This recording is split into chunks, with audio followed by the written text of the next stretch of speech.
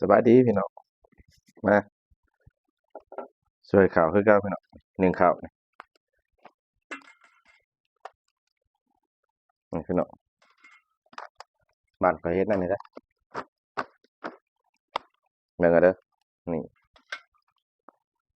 โอ้แต่ว่าใส่ไข่นี่พี่น้อง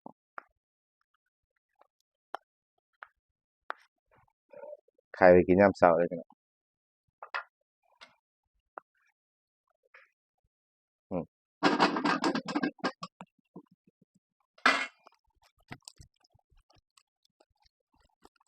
นี่พี่น้องเคยเห็นบ่นี่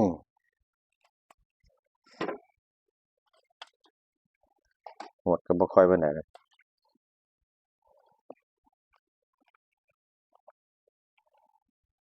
นี่พี่น้องนี่พี่น้องวิธีชาวบ้านตื่นตีห้าคือเก่านี่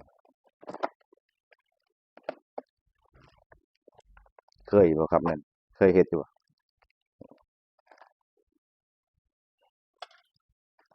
บ้านนอกเฮาก็สินึ่งข้าวซวยข้าว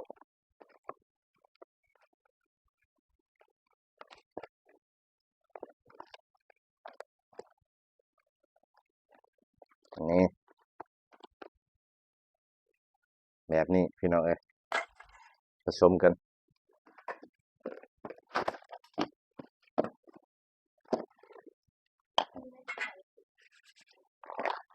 นี่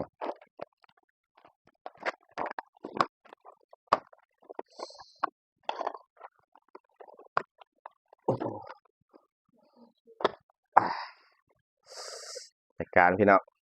ไป กินข้าวพี่น้องนี่กับข้าวกินแซ่บนี่ก็พอข้าวเหนียวฮ้อนๆมา